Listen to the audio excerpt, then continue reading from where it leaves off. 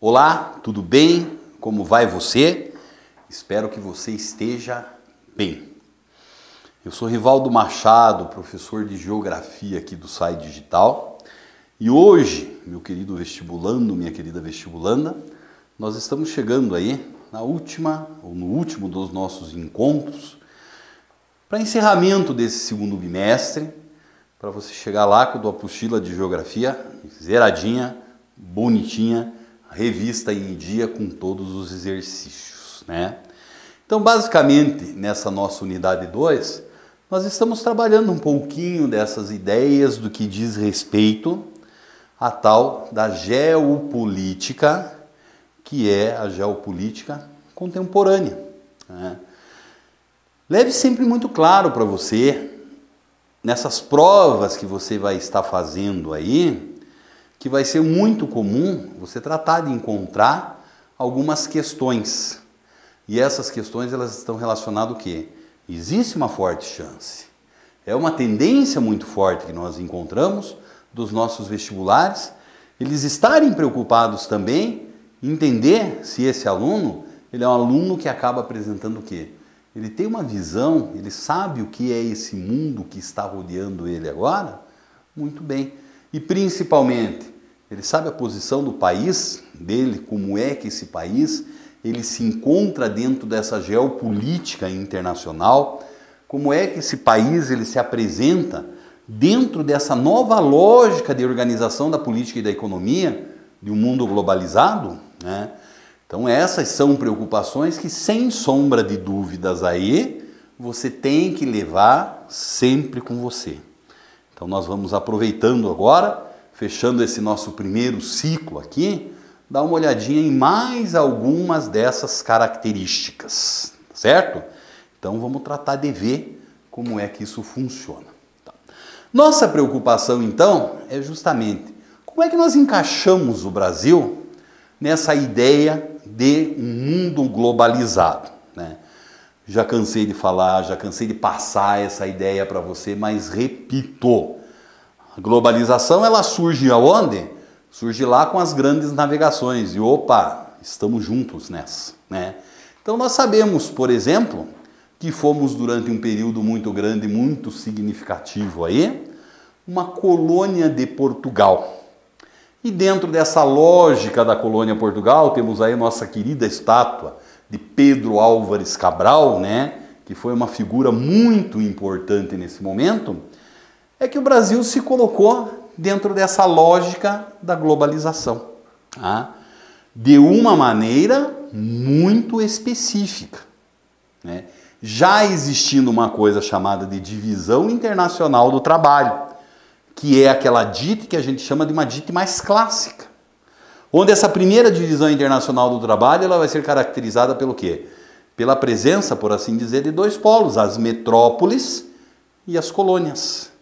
Onde nós acabamos sendo que essas metrópoles e essas colônias elas vão se organizar de que forma, né? Existe essa divisão muito clara do trabalho.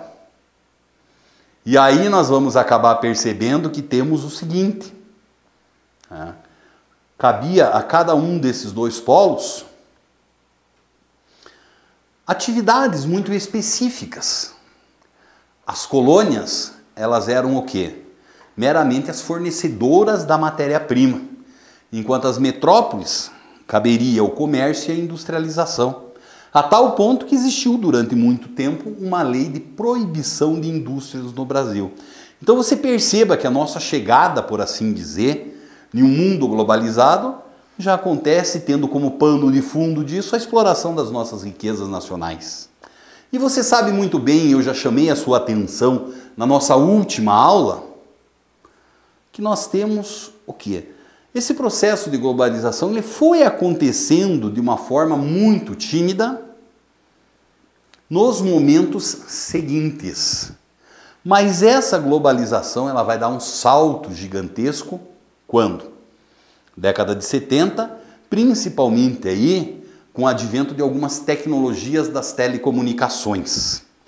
Como se não bastasse isso, nós vamos encontrar também que é essa década de 1970, que nós acabamos encontrando o quê? vão começar a surgir no planeta uma nova tendência que mais tarde vai se concretizar. O que seria essa nova tendência aí? Mudança de políticas econômicas, de modelos econômicos. Abandonamos a velha tendência, um Estado mais keynesiano, que no caso brasileiro, a gente não diz keynesiano, e sim nacional desenvolvimentista. Porque, por exemplo, em alguns países da Europa, o keynesianismo levou a um estado de bem-estar social. A gente não chegou a isso aqui. Então, o nosso nacional desenvolvimentista muito bem, né? O que acaba acontecendo, então? Acaba acontecendo que nós vamos encontrar aí que esse nacional desenvolvimentismo instalado, né, ele na década de 70 começa, não ainda no Brasil, a surgir o neoliberalismo como sendo a grande política econômica. Né?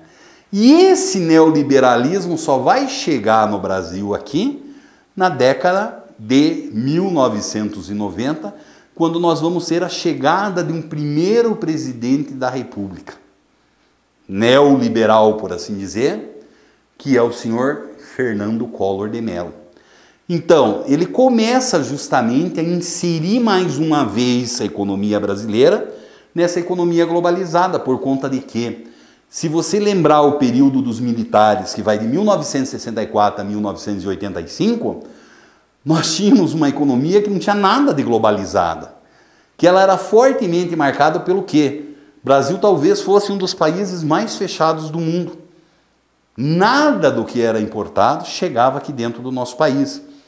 E nós sabemos muito bem que Fernando Collor de Mello, quando chegou ao poder, uma das primeiras coisas presentes lá no seu plano Collor foi tratar de fazer o quê? Justamente uma grande abertura econômica. A diminuição muito significativa sobre as taxas de importação de uma quantidade muito grande de produtos, né? Então o mercado brasileiro, de uma hora para outra, ele foi invadido por produtos importados. Começamos a dar as nossas caras para a tal da globalização aí, certo? Bom, sabemos que a vida, por assim dizer, de Fernando Collor de Mello não foi muito longa, ele ficou apenas 2 anos no poder, né? E sofreu um processo de impeachment. Nós tivemos Itamar Franco e mais tarde Fernando Henrique Cardoso, que chega ao poder e com seu plano real traz estabilidade econômica à economia brasileira, né? E ainda consegue avançar mais alguns passos no sentido de inserir o Brasil nesse grande mercado mundial, né? Como é que ele faz isso? A estabilidade econômica trazida pelo Plano Real, por assim dizer, dá uma maior sustentação para que investimentos internacionais ocorram no Brasil, e esses investimentos eles vão tratar de fazer o quê? Eles vão tratar de crescer e crescer muito significativamente. Então você já tem um país com as fronteiras abertas. Você tem um país com estabilidade econômica, onde aquela inflação gigantesca foi embora com o Plano Real. E agora você tem o quê? Um país que entra em um forte processo de privatizações. Correto? Esse forte processo de privatizações também foi encontrada, ou foi uma fórmula encontrada pelo governo para a atração do mercado internacional e finalmente dar um passo gigantesco no sentido de inserir o Brasil nesse comércio internacional. Diversas empresas do período anterior que tinham sido criadas, elas acabaram sendo empresas que foram privatizadas. Não vou ficar aqui me detalhando, por assim dizer, olha, veja essa empresa, aquela e aquela outra, né? Mas talvez um dos maiores exemplos que nós temos aí foi o sistema de telecomunicações, que ele foi desmembrado, vendido, e hoje, se comparado, por exemplo, a 20 ou 30 anos atrás, nós temos um sistema de telecomunicações que ele é muito mais eficiente e barato do que acontecia quando era apenas uma empresa estatal que administrava tudo isso, que era a Telebrás. E assim foram acontecendo com diversas outras empresas e alguns setores da economia. Então, nesse momento, nós demos um salto, e um salto gigantesco. Tá? Nos globalizamos, por assim dizer, e passamos a fazer parte desse mundo aí, né? Uma outra característica também importante que nós vamos perceber da entrada do Brasil nesse mundo globalizado se vai justamente de sua participação no Mercosul. O Mercosul, então, ele é esse bloco econômico que ele foi criado, né, dentro dessas novas ondas globalizantes que se abateram sobre aqui a América do Sul. Então, seguindo o modelo que nós tínhamos em diversas partes do mundo, principalmente na União Europeia, nós partimos também para fazer cada vez mais o quê? Dentro dessa nova lógica global, também nós temos o nosso bloco econômico, ou participamos de um bloco econômico, que é o nosso querido Mercosul, ao lado de quem? Da Argentina, do Uruguai e do Paraguai, onde nós acabamos tendo o quê? Nós acabamos tendo aí que as nossas exportações para esses países, elas cresceram e cresceram muito significativamente. Então perceba você, é uma entrada nesse mercado internacional que ela tem seus custos, e esses custos não são nada pequenos. Tudo bem? Tudo legal? Olha lá, ó, para nós encerrarmos aqui, fica lá alguns exercícios dos complementares para vocês, da página 813 e 814.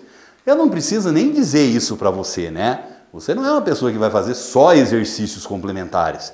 Tua apostila tem que estar em dia, fechadinha e bonitinha. Tudo bem? Tudo legal? Então tá bom. Um grande abraço para você.